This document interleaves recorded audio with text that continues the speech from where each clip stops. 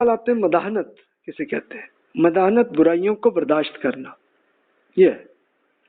اس کے لیے ایک حدیث سے ہی ہمیں واضح ہو جائے گا کہ حضرت نعمان بن بشیر رضی اللہ عنہ بیان کرتے ہیں کہ رسول اللہ صلی اللہ علیہ وسلم نے فرمایا اللہ کے مقرر کردہ حدود میں غفلت اور سستی کرنے والے اور ان حدود میں پڑنے والے یعنی گناہ کا ارتکاب کرنے والے کی مثال ان لوگوں کی سی ہے جو ایک قرہ ڈال کر کشتی میں بیٹھے. قرہ، ہاں قرے جی پرانے زمانے کے لگاتے تھے نا نام لے کے کہ جہاں جی اس میں سے کون جائے گا وہ اس میں سے چلے گئے کشتی میں. چنانچہ ان میں سے بعض لوگ کشتی کے نیچے کے حصے میں اور بعض لوگ ہیں کہ جس کے اوپر کے حصے میں. پھر وہ لوگ کشتی کے نیچے کے حصے میں تو اب وہ پانی لینے کے لیے اوپر آئے. اب ظاہر ہے کہ سمندر میں اسپیشلی جب آئے تو پانی کا مسئلہ ہے نا مین، تو اب وہ اوپر اپنا پانی پینے کے لیے اوپر آیا.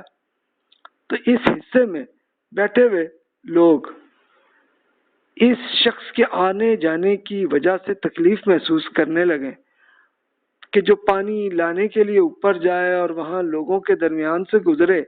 تو لہذا نیچے کے حصے والوں میں سے ایک شخص کو ایک آئیڈیا آیا کہ چلو بھی یوں کرتے ہیں کلہاڑا لے کے کشتی کی سطح کو توڑنا شروع کر لیتے ہیں، چلو وہاں سے اگر پانی یہیں سے ہم ڈائریکٹ لے لیں. تو پھر اوپر کے لوگ جو ہے اوپر سے آئیں اور کہیں کہ بھئی یہ تمہیں کیا کر رہے ہو، یہ کیا کر رہے ہو، یہ کیا بیکار کام کر رہے ہو کہ کشتی کی سطح کو توڑ رہے ہو اور تم پوری کشتی والوں کو ایک پورے زندگیوں کو تباہ کرنے لگے ہو تم. تو اس پہ وہ شخص یہ جواب دے کر جب میں پانی کے لیے اوپر جاتا ہوں تو تم لوگ جناب تمہیں بڑی تکلیف ہوتی ہے، میں نے سوچا کہ چلو بیچ میں اس کے یہ کشتی کے جو سطح ہے نا نیچے کی یہاں پہ میں کر لوں یہیں سے پانی مل جائے.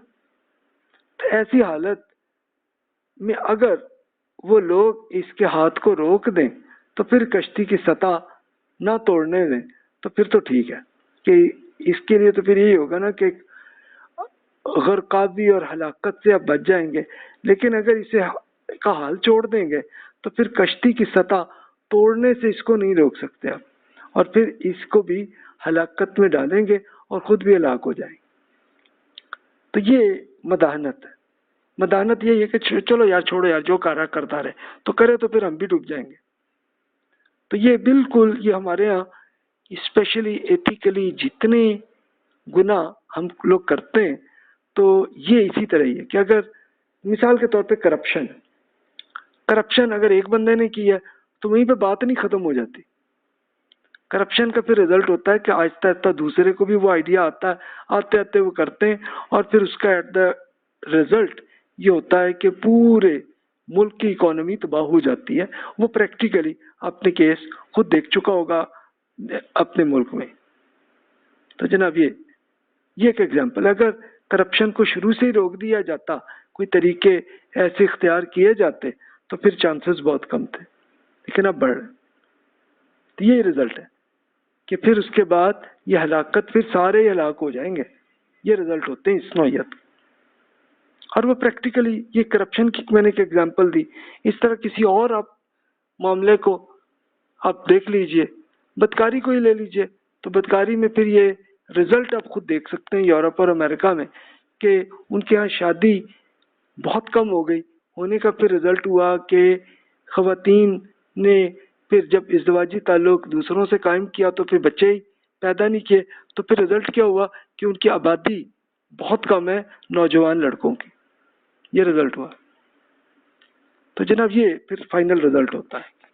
تو مداحنت سے بچیں، اور اگر برائی نظر آ رہی ہے اگلے کا نام پہ نہ کریں، لیکن برائی کہ یہ برائی ہے یہ ضرور اعلان کریں، بتائیں، سب کو بتائیں تاکہ لوگ بچ سکیں ان چیزوں. بس یہ. اور وہ آدمی جو یہ ایسی کرپشن یا کر رہا ہے اس کو بھی پتہ چل جائے گا، کبھی تو شعور آئے گا نا زندگی میں کہ یار یہ غلط میں نے حرکت کی ہے، تو وہ چھوڑ دے گا. یا نہیں بھی چھوڑا تو چلو اللہ تعالیٰ اسے کر لے گا معاملے کو، لیکن پورے ماحول کو گندا نہیں ہوگا. یہ فائدہ اس کا. اب آئیے اگلا سوال، گائے کی قربانی. یہ انڈیا میں مین ایشو ہے. قائلین وہ کہتے ہیں، یہ انڈین فقہا وہ کہتے ہیں کہ جی گائے پر پوجا کی جاتی ہے، قربانی لازمی کریں تاکہ ہندوؤں پر اپنی غلطی واضح ہو اور وہ شرک چھوڑیں۔ سیاسی مزاحمت کرنی چاہیے تاکہ مسلمانوں کو غلبہ حاصل ہو، اس لیے یہ لازمی کریں، یہ جہاد کریں۔ تو وہ کہتے ہیں یہ کچھ، یعنی انڈیا کے سارے فقہا نہیں، کچھ نے یہ ایسے فرمایا۔ تو اس میں منع کرنے والے فقہا یہ کہتے ہیں کہ یہ دیکھیے انڈیا میں ہندو مت میں گائے کی ذبح کرنا گناہ ہے، جبکہ اسلام میں جائز ہے۔ دعوت دین کے لیے اچھا رویہ اختیار کرنا چاہیے، اور پھر غیر مسلموں میں ضد اگر پیدا کریں گے تو دعوت ناکام ہوگی، یہ نہ کریں۔ قربانی دین میں ایک نفل عبادت ہے تاکہ انسان اللہ تعالیٰ کے حضور اپنی قربانی کی علامت کے طور پر جانور کو ذبح کرتے ہیں کہ یا اللہ میری جان، میری جسم، یہ سب آپ کے حضور سرنڈر ہے، تو اس کی علامت کے طور پہ آپ قربانی کرتے ہیں۔ تو اس میں یہ حکم نہیں ہے کہ صرف گائے کی قربانی کریں، کسی بھی اور مویشی کی آپ کر سکتے ہیں، تو اس میں اجر پورا ملے گا آپ کو، چاہے آپ بکرے کا کریں، اونٹ کا کریں، جس کا بھی کرنا ہے کر لیں آپ۔ تو اس لیے ان میں ضد نہ پیدا کریں۔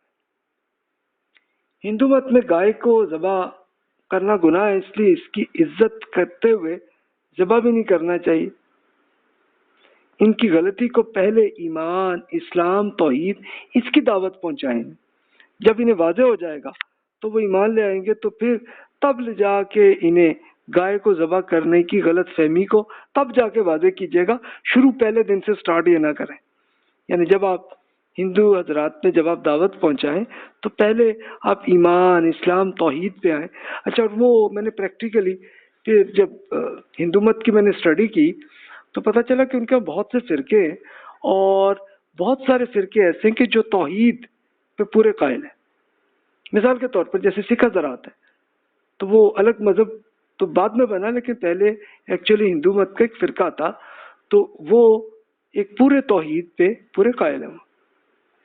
اچھا، اسی طرح کچھ اور بہت سے فرقے ہیں کہ جو ان کے یہاں ہیں ایسے، اور بہت سے ہیں وہ صرف ان کے یہاں وہ کہتے ہیں ہم جی اللہ تعالیٰ کو ایک ہی مانتے ہیں، سب کچھ ہے، ہاں جی، لیکن وہ کرتے کیا ہے کہ اوتار کا ایک تصور ان کے یہاں ہے۔